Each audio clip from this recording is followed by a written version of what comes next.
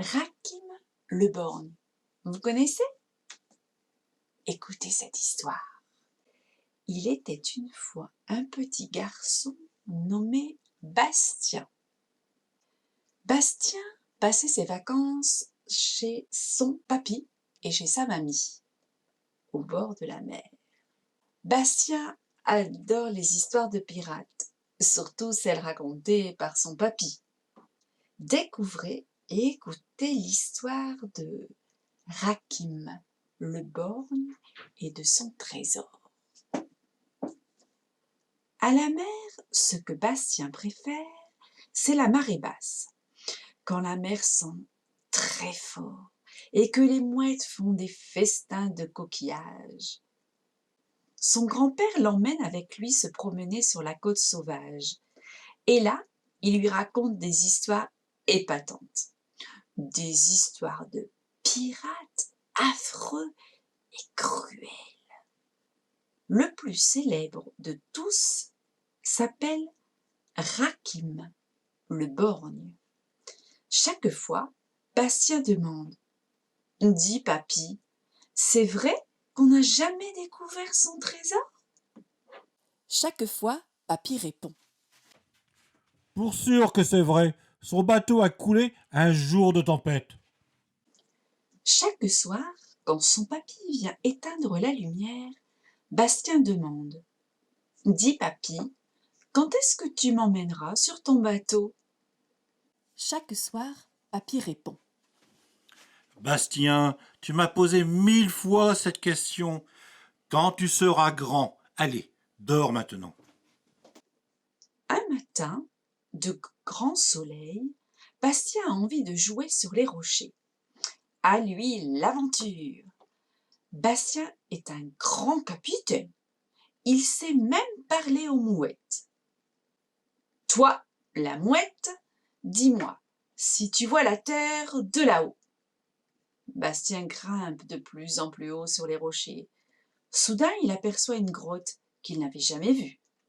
Alors il ordonne: « Mouette, barre à tribord toutes !»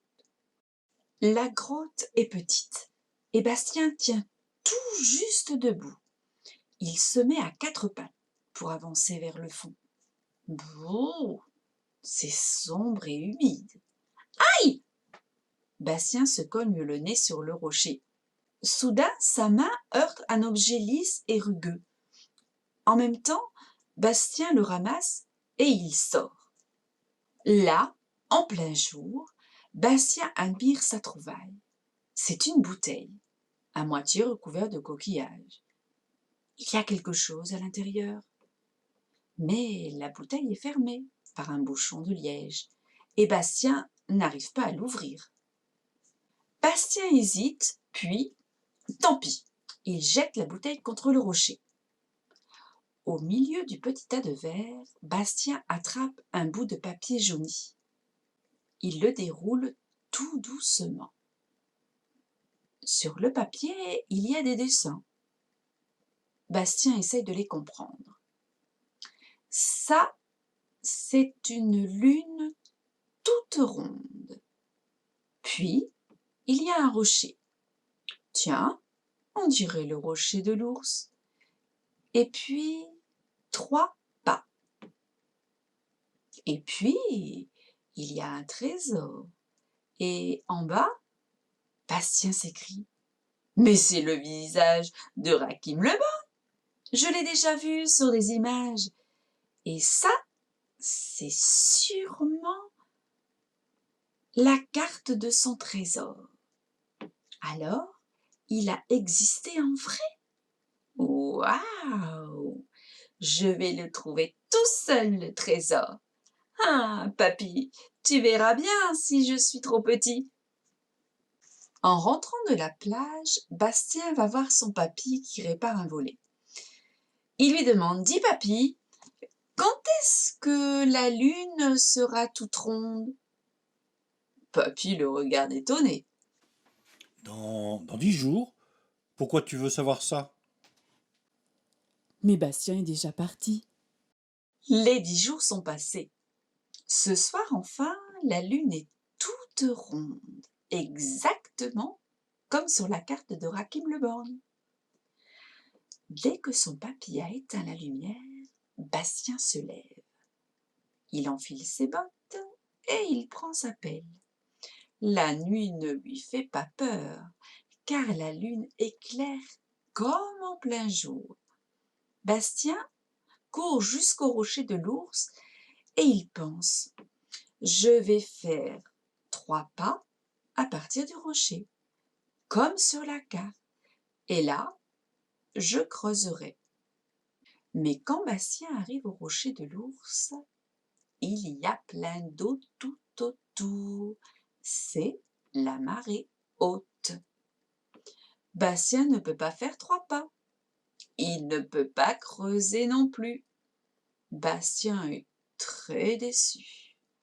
Il crie « C'est raté, loupé, archi manqué !» Et il a très envie de pleurer. De retour dans son lit, Bastien fait un horrible cauchemar. Rakim le Borgne l'attaque avec une épée. Au matin, Bastien se réveille assez tôt. La lune est encore là. Bastien sort sans bruit de la maison. Il prend à tout hasard sa pelle et il retourne jusqu'au rocher de l'ours. Là, il n'en croit pas ses yeux.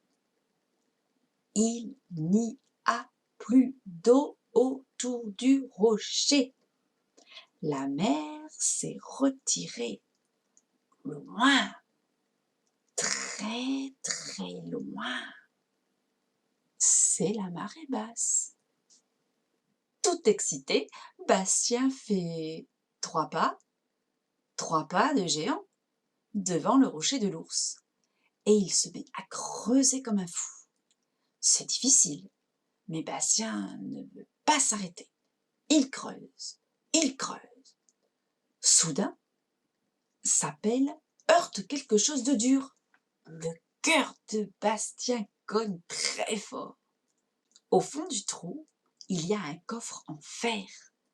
Bastien le dégage du sable et il casse la serrure tout trouillée.